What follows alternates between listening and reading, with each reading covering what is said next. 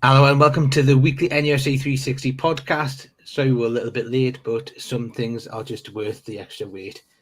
As you can see, we've got the one and only Pete Graves joining us.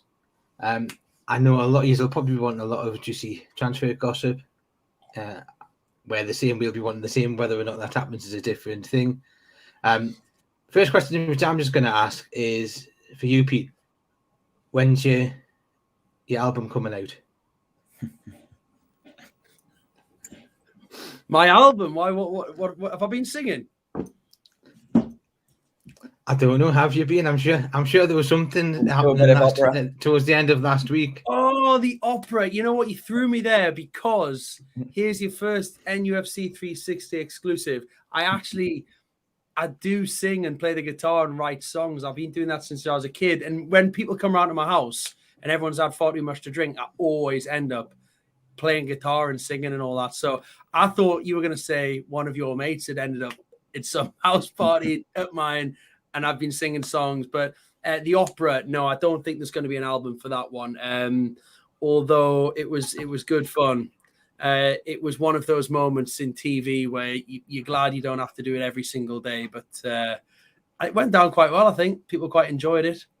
And a lot of people took the mickey. But it's quite good at Sky at the minute. We're trying to do things a little bit differently, and we're trying to, make it a lot more fun. So luckily, I'm a big part of all that. So it's good stuff. Evening, Paul. Do I respond to these messages? I was tempted not to put. I was tempted not to put Aaron's comment up there, but yeah, we thought we're best. Oh, I like it. I like it. I take it as a huge compliment. Keith, though, when he gets called Pete, he's absolutely gutted. So. He's a handsome man.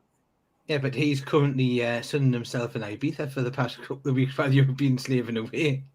He's on a world tour. He's been everywhere. He's playing golf in a different part of Europe. So he's been having a good time. But he's earned it, bless him. And I'm going on holiday next, and he can take the flak. But I think Mark White's just come up with a new program for you. Sky Sports reporter, opera star.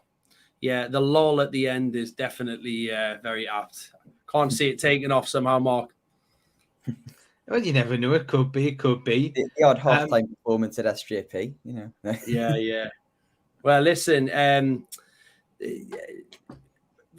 Paul Danby, who used to do the opera singing at St James's Park, singing the Bladen races on the Derby Day and all that, was absolutely brilliant. I'd love to get him back. He's a top lad, and he's he used to really bring something to the atmosphere on a match day. So I keep in touch with him, and he's a really good lad. That's Graham Danby, and do you remember he used to go around the pitch with the massive flag singing Bladen races? Everything. It was great. So Graham's a top man, and that's the kind of opera I like. If he's singing football songs in opera, it works well.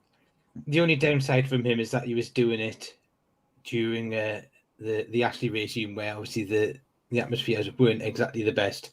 But it was always a Derby game. The best was the Derby days, weren't they? Yeah. Unfortunately, we're not going to get them for probably a few years. For a while. You never know. I'm actually doing the Carabao Cup draw next week. First round, obviously, Sunderland will be in. Newcastle won't go into round 2. And then hopefully the season after, we're going in round 3 because we'll be in Europe. So the European qualification team's going in round 3. But, it would... I tell you what, there'd be an investigation if in round 2 I ended up pulling Newcastle versus Sunderland out of the hat. That's for sure. But I'm sure that's still the northern one. I missed the derbies. I thought was it George Culkin asking if we missed the derbies and why? And I really miss them. I really miss them. I wish we could play once a season against each other. They've got a good recent record as well at the moment. But I think Newcastle would be able to go on a little bit of a run now if we played each other. So I'd like to our last derby, we actually ended the run I don't know how many in a row it was because they never mentioned it. Yes. But no, it was, and I'm sure it was Mitrovic who ended the run actually, because I think he got the equaliser. Yeah, it was 1-1, but we've not won for a while. I mean, it went my life going. We never used to lose those games for. I started going in the sort of late 80s, early 90s, and Sunderland had just won a big one in the playoffs against Newcastle, I think in '89, and then we went on a run. We didn't lose many for a long time. I was at the game at Stadium Light where Kieran Richardson scored, and they won then. I used to go to them all the time. I loved the games, even when I was a little lad going to games at Roker Park and in the away end. I mean, my dad must have had a screw loose taking me to those matches as a kid, but I'm doing the same thing and taking my 10-year-old to away ends now. So, I'm passing it on. I'm also doing the Premier League fixtures tomorrow, though, lads, which is exciting. I'm getting to announce the Premier League fixtures at 9:00 tomorrow morning. So, looking forward to doing that as well. That should be so you're getting great. So you get to announce Newcastle v Liverpool first game of the season then? I told a few of my mates I'm doing it, and they're already messaging saying, "Oh, look, any chance you can get so Newcastle versus Huddersfield, Nottingham Forest getting all this already." But no, I can assure you it is completely random. Well, we think so. Yeah, Man United unboxing. It will be. Well, either that or Man City. Yeah. But whether or not they'll give that, because obviously I'm sure the Boxing Day game is going to be the first game back after the Qatar World Cup. Oh, yeah. You've got to take that in, don't you, this time round? So that could be yeah. Like, get to November and then you've got like a month off, for the World Cup.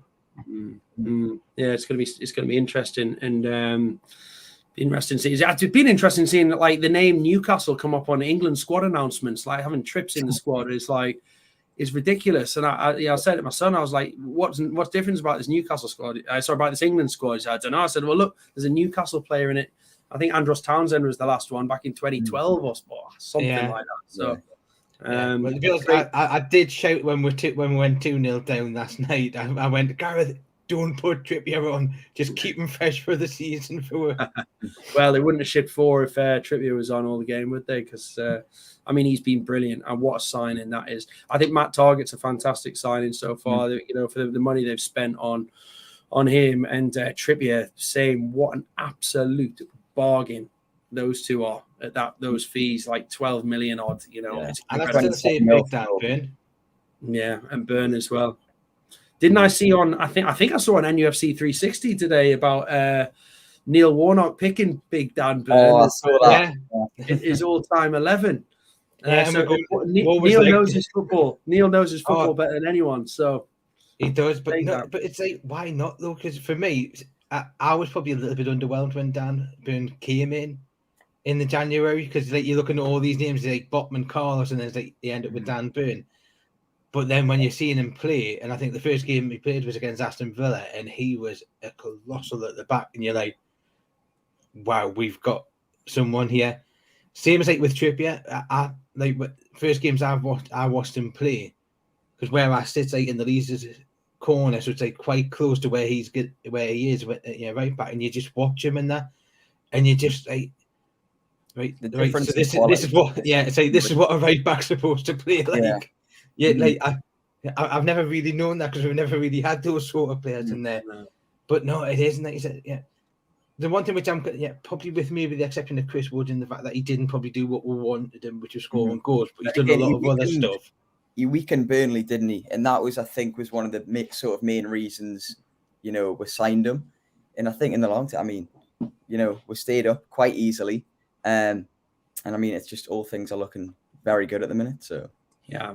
Yeah, I think you're right in what you say. I think Burns been brilliant, better than I expected. I knew that Trippier was going to be as good as he has been, and I think when you look at what Trippier and Wilson particularly, and I'm just looking forward to hearing Hendrik has got a new 5-year.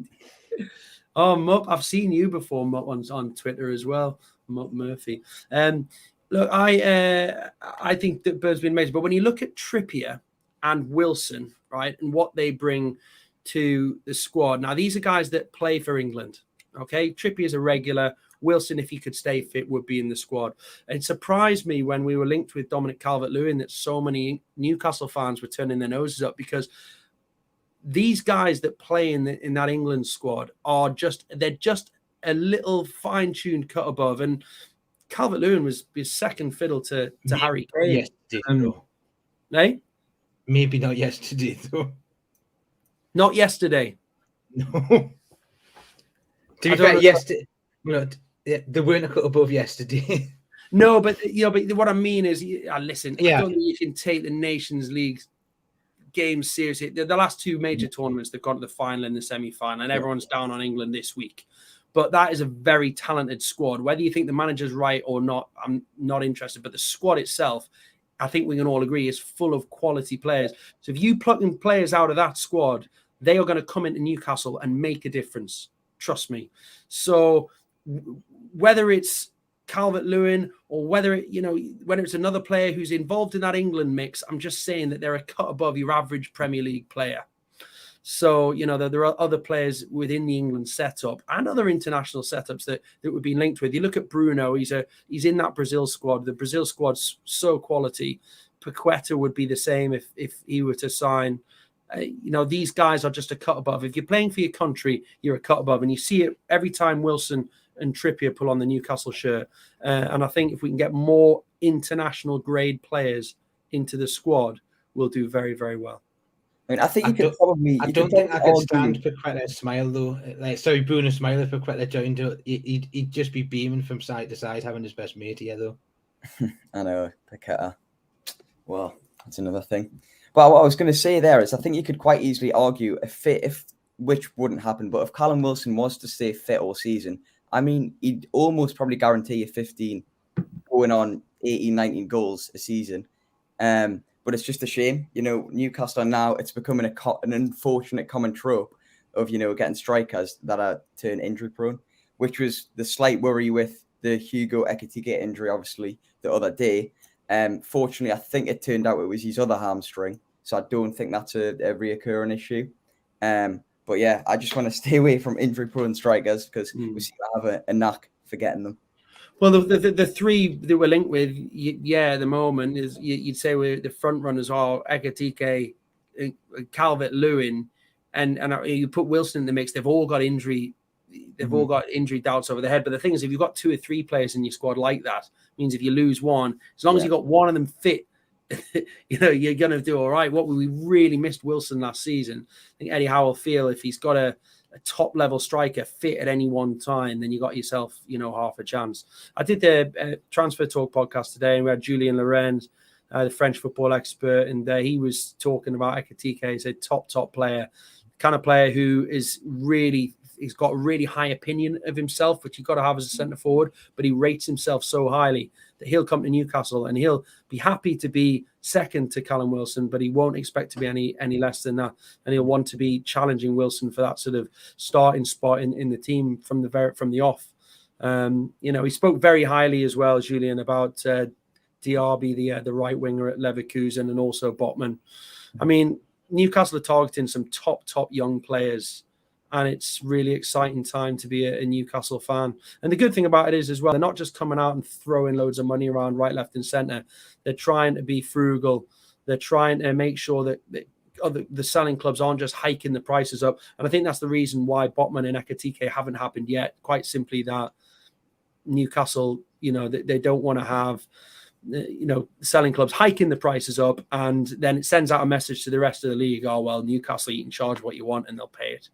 So I think that Newcastle sort of tax thing, that seems to be apparent, obviously, because I think it was reported the other day about Botman, sort of the agreeing of the around 30 million supposed price, and then them going, actually, no, we're wanting another 6 million. And I think clubs are just sort of testing her at the minute, obviously because of the financial backing we've got. But I mean, it's something that we seem to be very persistent on that we won't give into. A lot of it's add-ons, the add-ons cause the problems because you have add-ons that are unrealistic and you have add-ons that are realistic. So if you make the add-ons sort of like, well, it's 30 million, but once he's played 3 matches, it goes up to 36. You're like, well, that's a ridiculous add-on. And I think when Bayern Munich trying to sign Sadio Mane from Liverpool, and they put like, we'll pay you this much, but don't worry, we'll pay you this much if he wins the Ballon d'Or 3 times and we win the Champions League 3 times. And that's an unrealistic add-on. And I think a lot of the deals now are held up by the add-ons that cause a lot of issues. And then there's the agent fees. Yeah. So you might have an agreement in principle between the 2 clubs and then the club and the player. But then all of these add-ons and the agent fees is what really can slow it down, because we're not talking about an extra £5. We're talking about sometimes extra 10, 15, 20 million pounds. So that's what causes the delays. But, you know, I'm very positive on Botman and Ekitike. I think that the top players, I think there's a lot of stuff going around that he's waiting because he wants Milan. I don't think that's the case, really. Yeah. He spoke glowingly about Newcastle in January when the move didn't happen. And I think he would be very excited to sign for Newcastle. I know fans getting frustrated. Oh, let's just move on. But you've been working on these guys since January, and they're the ones that you want. Look at Liverpool. To come back to them, their recruitment in recent years has been incredible. When they couldn't get Virgil van Dijk, they didn't just go and buy another centre back. They waited, and they did the same with Alisson. They waited because they knew that was the player that they wanted. If Newcastle have identified Botman and Ekitike as the young centre back and the young striker they want to buy, don't then just go and chuck loads of money at someone else just because you get sick of waiting when you've worked on it for the best part of 6 months. You know, they've got to see it through to the end. And if they don't get them, they don't get them. But it can be frustrating, I think, trying to bring. I'm reading this. What's this? Bring my program with your smiling down on people. Will you sign it, please? I saw you twice as Jamie. Yeah, if anyone's got the program that I'm on the front of, I did it the other day. Actually, I did an evening with Kevin Keegan in Yarm, and someone brought the program. I'm on the front page of the Newcastle Derby County program from the 90s, and someone brought it along to get signed. Which was quite surreal, actually. Like, everyone was going to meet Keegan, and then this guy was standing there with a program to sign, which I'll never get used to that, but it was good. Pete, would you rather a recording contract or Newcastle win the league? Newcastle win the league, easy, Mup, easy. I'd do anything.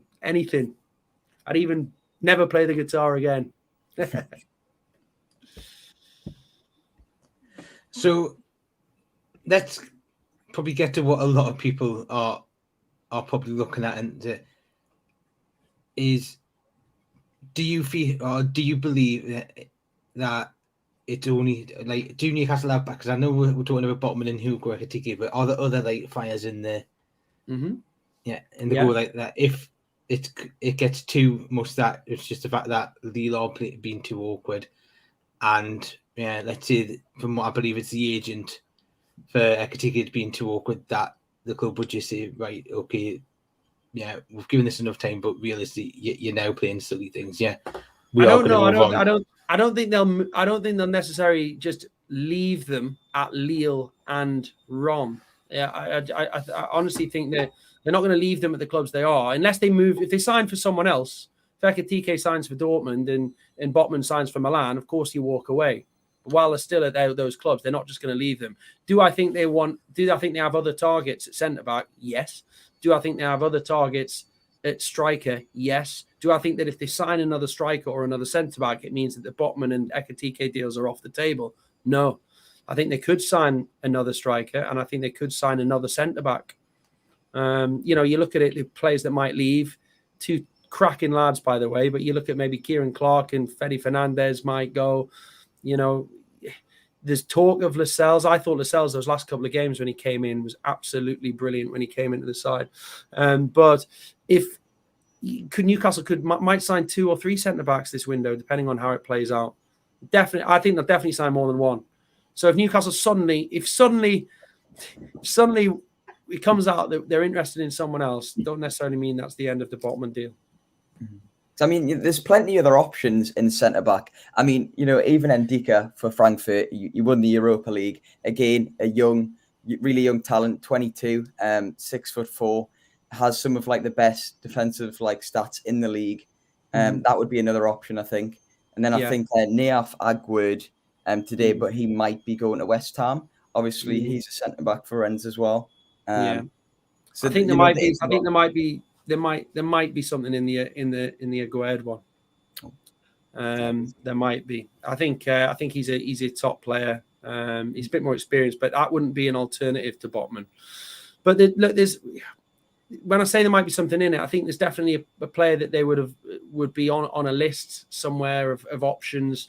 But there could be 8 or 9 centre backs on that list, you know. So so it'll be interesting to see.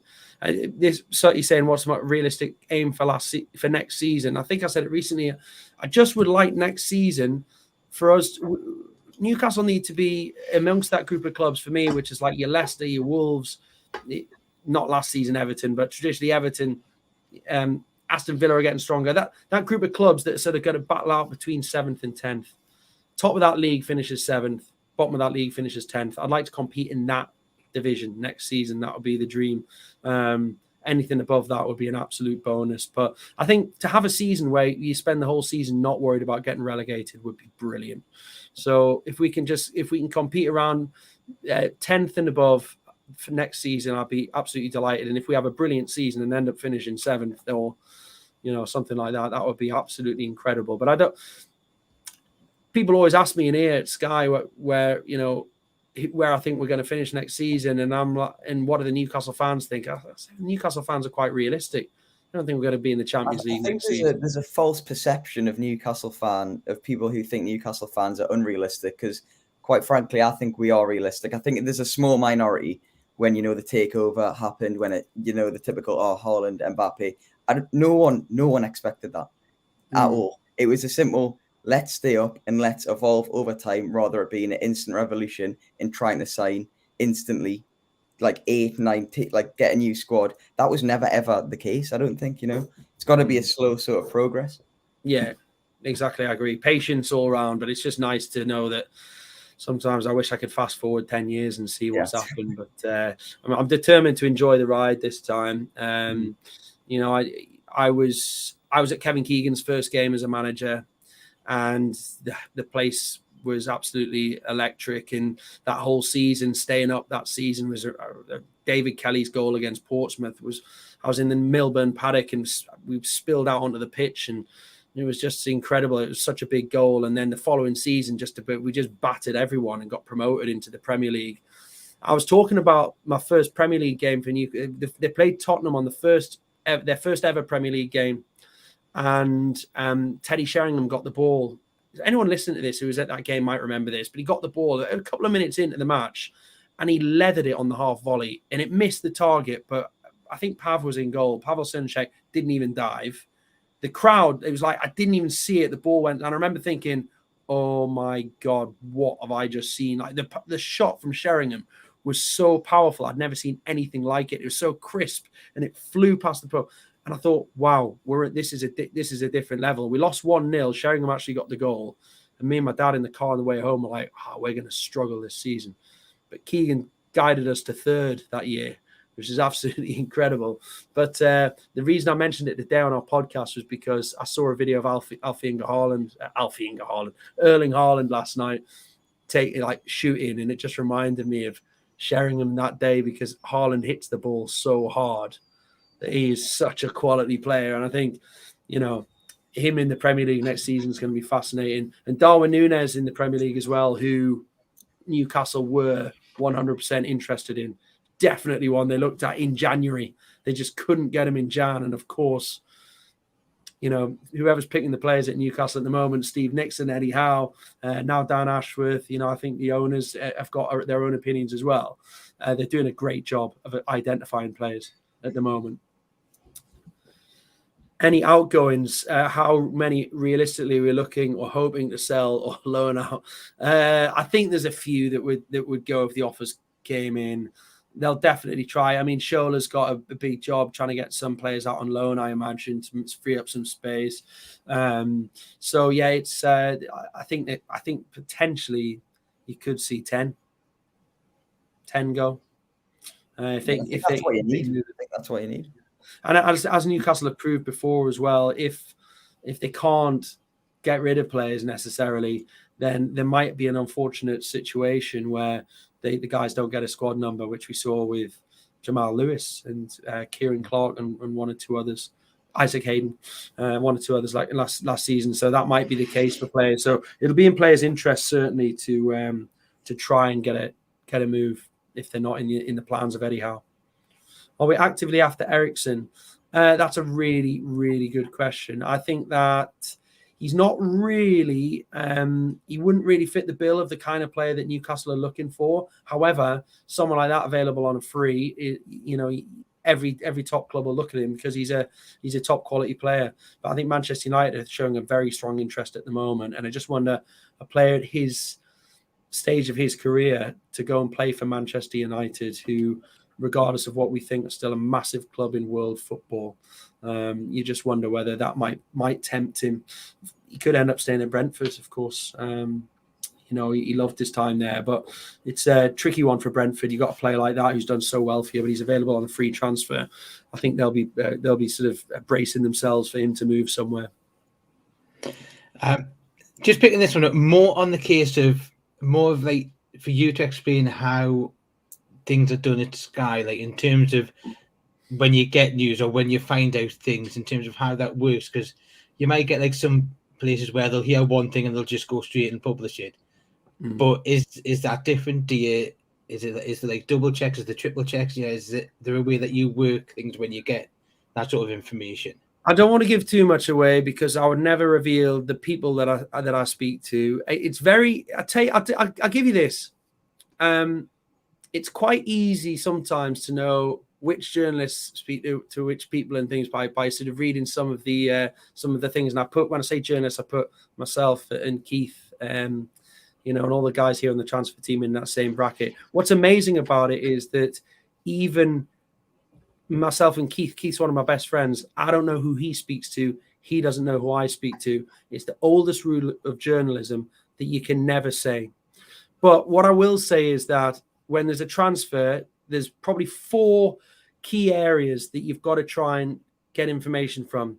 You've got the player, the player's agent, the buying club, and the selling club. We try at Sky to make sure we've ticked all 4 boxes before we go with anything. So if we can speak to the player, ideally, if you can get hold of the player, some of us have got great contacts with current players. If you can speak to the player, brilliant. Player's agent is kind of like the first, but you would never, ever run a story off the back of just the agent, because a lot of the stuff you read out there online from a lot of the social blogs and so on is just the agent. And I read it and I think I got told that, but it wasn't strong enough. But other people just put it out off what the agent said. An agent can give you a steer. We would then try and get the player themselves if we can. We'd ask the buying club. We'd ask the selling club. We want to get all 4 ticked in an ideal world. If you can't get the player, you go with 3. If it's really strong, if one of the 2 clubs says, okay, then fine. But we try to cover all bases. We don't just chuck it out off the word of one agent or something like that. So that's our job, to try and be accurate. And I think we are accurate, and I think people trust us. Sometimes we put something out, right?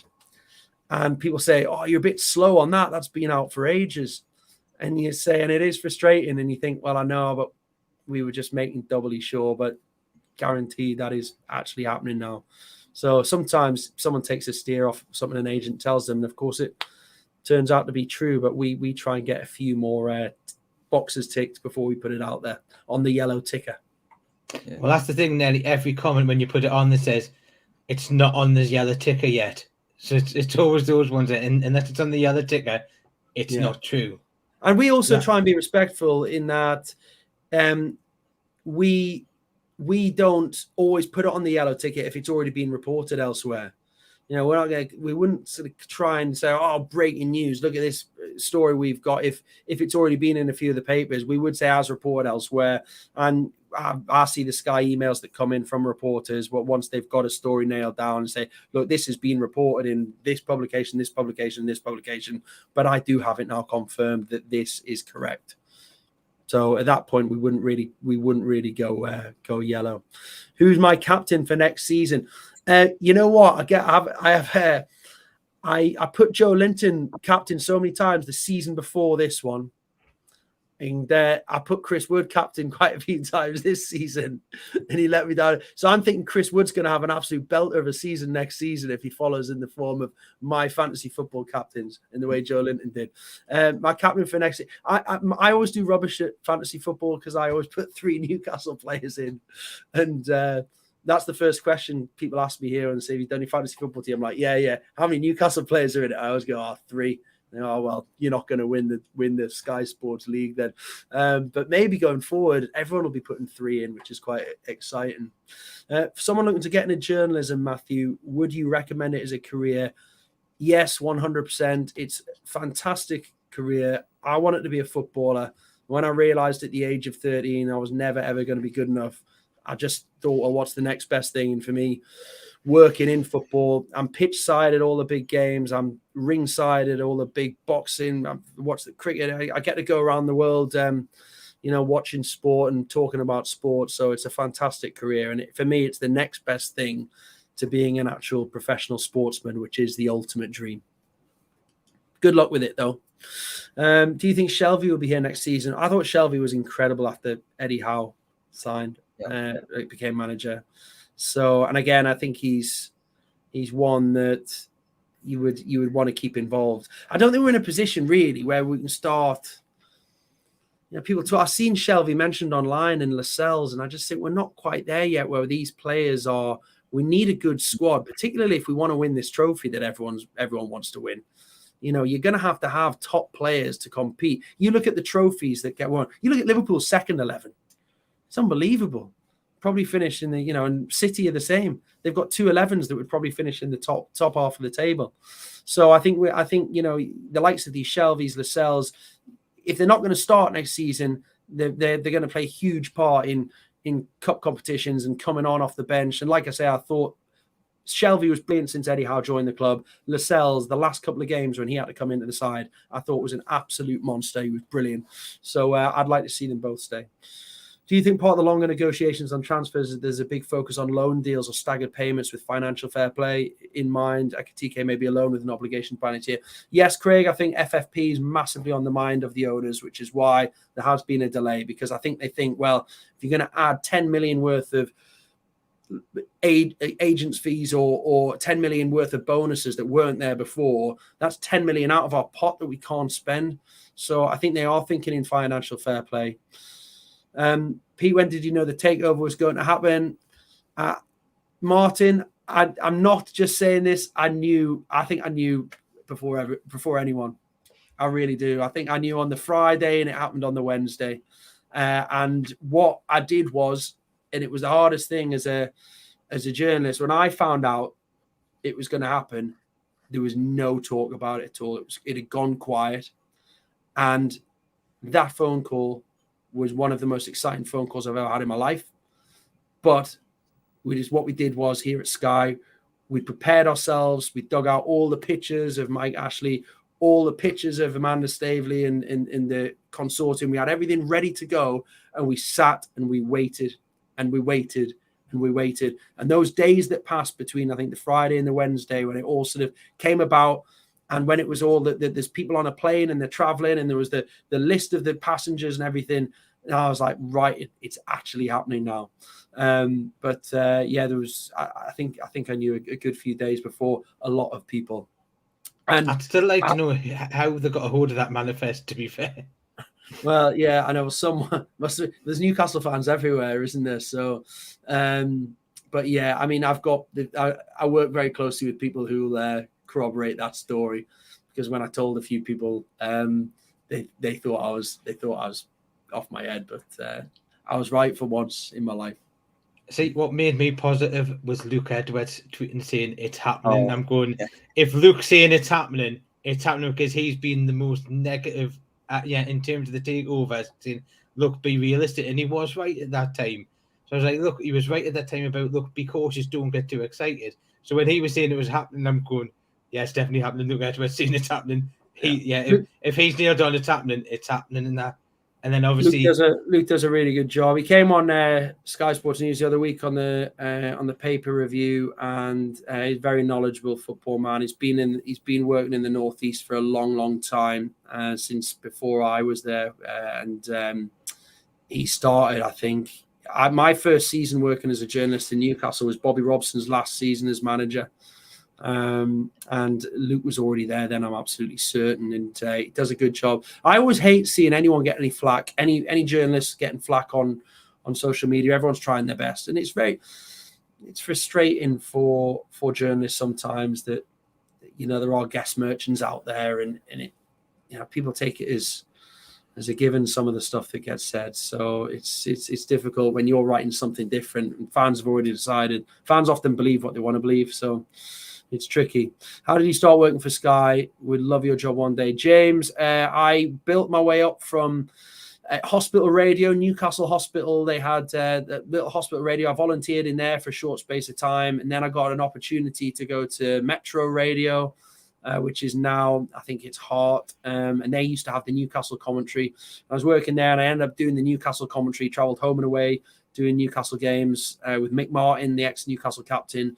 And then I moved over to Century Radio. They bought the rights and they took me, and I worked with Bobby Moncur, and again, traveled all around Europe at the time with Newcastle, watching them playing the Europa League under Glenn Roeder at the time, and had some incredible trips, and then got a job at Tynetees TV, which is the local TV station in Newcastle on ITV, of course. And I've been there a few months, and I got a chance to come to Sky for a screen test, and got the job. And that was 13 years ago nearly. I've been at Sky 13 years. But my wife and kids still live in Newcastle, and I'm sitting here in London right now. Hence why I'm doing this podcast, because I have nothing else to do. I'm sitting in Sky Studios with the lads from Newcastle 360. Because you know what, lads? What would I be doing? I'd just be scrolling NUFC 360, wouldn't I?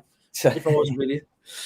How many signings do you think we should be aiming to make this transfer window? I'd like to see us sign quality players. I think Eddie Howe proved with this squad, Max, that and I like your icon from Breaking Bad, by the way. But Max, I think 5 or 6 quality players, because he's proved with this squad that we can be very, very effective. I think it would be a mistake to make wholesale changes and bring in like 15 new players, because I think you'd destabilize what he's already built. I think, you know, 5 maybe brilliant players who can add real quality into the mix would be my choice. Maybe 6 at a push. Tom White was at Lionheart Radio in Alnwick, right? Tommy White is one of my best friends. He's a massive Sunderland fan. Did he not come on your podcast? He definitely went on one of the podcasts. Might be Newcastle Fans TV. He did. Well, he went on Newcastle Fans TV, but he also did the audio version before we moved to YouTube. So he did come with us as well. He's a good lad, big Alnwick boy. I'm from Hexham originally. He's from Alnwick, so for that reason we should hate each other, and because we're both like Northumberland rivals. And then he's obviously a Sunderland fan, I'm a Newcastle fan. For that reason we should hate each other, but we're really good mates. So Demiral from Juventus, buying him 20 million clause. That's the Turkish centre back. Again, I think he'd probably be on the long list of players. Don't think there's anything close in that at the moment, as far as I'm aware. But I wouldn't be surprised if he's one that they've looked at, because they want, I think, 2 centre-backs, maybe 3. I think one position we haven't covered yet is goalkeeper. Is there any sort of names? So you've heard Areola. Obviously, there was the Dean Henderson, but that's went really sort of quiet now. Is there any other sort of names that have been popping up? There's a few. I think there's a few goalkeepers again. I think there's probably a list with 5 or 6 players who would play in goal, who would provide competition for Martin Dubravka. You know, they've got Calder as well, and you know, Freddie Woodman. But they've obviously Robbie Elliott, the goalkeeper's moved on as well. He went on loan to Watford last season. But I think they would like another top goalkeeper just as an option. With the Henderson loan deal, I don't think anything ever happened with it. As far as I was aware, Ben, there was a lot of talk in the press, but it was never close at that point. In fact, as far as I'm aware, I don't think there's been any. I think there might have been some talks in January with regards to Henderson, but I don't think they've revisited it in this window. I think it was just a newspaper rumor that, as far as I was aware, wasn't necessarily true. Braga winger, 16-year-old Braga winger. No, I got nada, nothing on that, Matthew. Don't know, I'm afraid. Sky Bet have us 9-4 top 6, 7-1 top 4. Does Sky Bet know something we don't? Well, I don't know, but Sky Bet's nothing to do with us anymore. It's one of those common misconceptions. They're absolutely, completely separate companies. So I wouldn't have no idea. But 9-4 top 6. Wow, I'd keep your money in your pocket if I were you with those odds. 7-1 top 4. If you're feeling a little bit cheeky, stick a tenner on it. Simon Jordan in TalkSport, he placed the grand bet with Jim White today as well, saying that Newcastle would finish top 6. And I'm like, I'm optimistic, but I mean, that might be a step too much. Yeah, I think Simon's getting a little bit excited if he thinks that top 6 is going to be realistic. But see, not to put myself into the position where I'm deluded, but we finished 7 points from 7th, which would have been a Europa Conference position. Yeah. Now we did that after not winning a game in the first 14 games of the season. Yeah, it was an incredible run. So you look at that and you're thinking, realistically, is 7 points a massive amount to sort of like pick up? Probably not. But obviously, you then look at the fact that those above us, like Leicester, Wolves, and that, they're all going to improve and they're all going to strengthen on that. Yeah. I'd be happy if we can get top 10.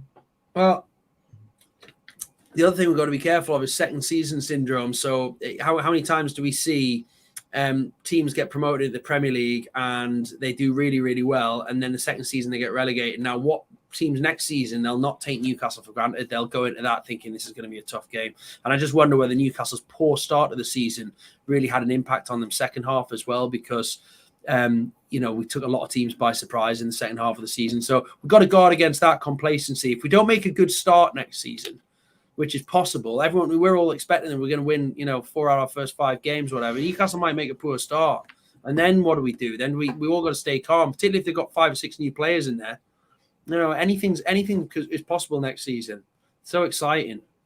But anything's possible. Does Pete know the kind of budget for this season? Loads of different figures quoted. 5 signs would surely mean north of 100 million. Honestly, Ben, I said it on the Transfer Talk podcast. For me, there is no number. And I think it's the same in January. I don't think there is a number. I think they'll want to stay. They'll want to be frugal. If there was a number, they ain't going to put it out. Because if you say we've got 200 million to spend, why would you tell every other club on the planet? That if there was a number, you wouldn't tell anyone. So I think they would go by player by player basis, as we saw in January. On deadline day, it was ridiculous. They're putting massive bids in for players right, left, and centre because they didn't feel they quite had enough. As it turned out, it worked out that they did, but there was no set number. There was, we can't put a bid in for him because we've got. I think this idea of like a number on a budget is certain clubs do that, and I think certainly under the Mike Ashley era, it's like, here's your budget, it's 1 million or whatever it was. But I don't think there's a number. I think if the right player becomes available, they'll move. And they've probably got something in the back of their mind they'd like to spend, but I could easily see them going above it or under it on a game-by-game basis. Player-by-player basis. Are we close to signing anyone that you know? I think we're pretty close with Ekitike and Botman. I think that we're close, Dean. I mean, as close as you want to get. They've been talking, they've been trying since January, and they're close. Ekitike is closer out of the two of them. But I asked the question, is it fair to say Ekitike is 99%? He was like, nah, it's not that close. So that was the impression I got from people I speak to. It's not as close as 99. There's still a few bits to do. And it's been said by a few others, like work to be done tends to be the feeling that we're getting on. Not just Ekitike, but Botman as well. More work, I'd say more work to do on Botman. But in terms of close, I think those two are pretty close. Can Bruno become the new Dreamboat? Yeah. Of course he is. I mean, I love him to pieces. He's handsome man, great footballer. He's got it all, Graham. There was a moment, I was at Burnley away, and there was a moment right towards the end, we were 2-1 up, and the game was tight. They were pushing to try and get an equaliser, and Bruno just flew into a tackle and won the ball, and he turned to the away end, and he just went, come on, like that. I was just like, I don't think I could love you anymore right now. I was just like, he's unbelievable. Just on Bruno, right? He's so good. I mean, and Newcastle fans are very, very knowledgeable. We can see how a good player he is. But I spoke to Leon Best about him because Leon Best came up to the Arsenal game and he was meeting his friends with Callum Wilson. And I think he was in Callum Wilson's box for the game, watching the match. And I spoke to him about Bruno Guimaraes. And Leon Best, who also does a bit of scouting and he does a bit of agency work as well, he hit the nail on the head with Bruno. He said the difference about him is he waits and waits and waits, and he only plays the pass at the right moment. And I thought, you know what? You've hit the nail on the head, Leon, because he does. You don't see some players, and this was talking about that international level being that little bit fine-tuned. Bruno receives the ball, and he waits and he waits, and he waits so long to play the pass that by the time he does, he's probably drawn 2 players out of the game. And it's something so simple, but if he plays it earlier, those 2 players have still got a chance of closing the plays. But he waits and waits and releases it just in time to have taken 1 or maybe 2 players out of the game. It's so clever and so small, but that's what makes him, for me, world class, without doubt. Pete, do you see any more non-player signings like Mark Leyland with the analyst we recruit from Liverpool? Any idea on how Ashworth want to improve the backroom stuff? That's a good question. Yeah, I think they are looking at sort of potential recruitment people. I don't think anything's close on that, Ariam. But I think they want to have a fantastic staff there. They've got a fantastic staff there. But yeah, I think we could see additions. Newcastle have a really small staff from Mike Ashley's era. I mean, they don't have all of these analysts and everything else that a lot of clubs have. They've got a fantastic set of staff. And I tell you what, as well, the staff who've been there through the whole Mike Ashley era, and they're still there now, they're some of the best people, honestly. The media team, the lads in the media team, the commercial department, all right the way through the club, there's some incredible people. They all love Newcastle United, and they're enjoying this, and they deserve it. I mean, it's been tough for the fans. I say the fans deserve it as well, and so do a lot of the staff who've worked through that. And I heard that, a lot. Obviously, it was reported a lot of them got a pay rise, and I was over the moon because goodness me, they deserve it. Can an agent stop the deal happening if the player wants it? Nah. It's an agent's job, Mark, to serve the player that they represent. So if I decide I want to sign for Dagenham and Redbridge, and my agent's going, no, you're not signing for them. With all due respect, I'll sign for who I want to. So anything close on training ground approval? I think the work's begun, hasn't it? Work's begun on the training ground. So I think it's a case of watch this space with that. Mm-hmm. So yeah, that'd be good to see. I think, again, that's something it's an easy win. If you want to sign top players, you've got to give them top facilities, and I'm sure that'll happen. Have you heard of any other places that have sort of been mentioned for like a new or expanded training ground? Because obviously there was a few things that people were on about trying to like extend through leases, or obviously Wolves in the Hull, who's still owned by obviously the ex-director. But I don't know if you've heard anything on that. Yeah, no, I haven't. And I've heard fans talk about it, and I've heard fans talk about stadium changes and all sorts, but not anything I've heard from an official capacity. No.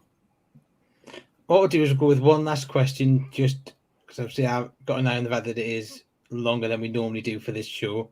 But because it's Pete, I decided to go a little bit longer there, just because I've got to be up at 4 o'clock in the morning, by the way, because I'm in as well. I'm in doing the breakfast show, and then I'm announcing the fixtures, like I say, the Premier League fixtures at 9. So I hope you all tune in and watch that. I'm sure you will. It's live on Sky Sports News tomorrow at 9. So do get involved. Last questions from Mup, mate, you've had about 20 questions. What time are you getting a phone call tonight with news that Ekitike is going to happen? Well, you'll have to watch in the morning, Mup. My phone will be going on silent at about 10 o'clock's my bedtime. And it's now 7 minutes to. Well, we'll put this What on would because you I know like that to- you mentioned that Yes. you're doing the fixtures tomorrow morning, so we'll just plug that as well.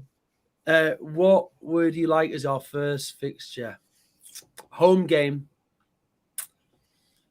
You want to get off to a winning start. So I don't want to be disrespectful and name a club, but a home game against someone who is going to struggle next season would be ideal. Somewhat maybe one of the promoted teams. It'd be nice to play Fulham or someone like that. Wouldn't I mean, I suppose get Mitrovic up there to St James's Park, but the problem is I wouldn't like to play them because Mitro will score, won't he? Yeah, and a home game. Anyone at home outside of just not Man City or Liverpool at home, but anyone else. If it was going to be Fulham, though, you think August, do it away, then you've got the booze cruise down the Thames, The boat trip, August sunshine, it'll be absolutely scorching. That would be Love nice. it. That would be nice. Bring your sun cream though, mate. Well, what I'll do is we'll wrap it up there. We'll thank you, Pete, for your time, and we'll end it there. I know there's loads more comments in there, but unfortunately, we were short of time. Quite a few of them were probably doubled up as well there, so no point being repetitive there. You never know; might come on again at some point. When it gets towards January, we need more transfer gossip on there. But we'll end it there, and we'll say good night, and we'll let Pete get some much needed sleep before he's back at work then. So thank you for watching and enjoy the rest of the night. Thank you, guys.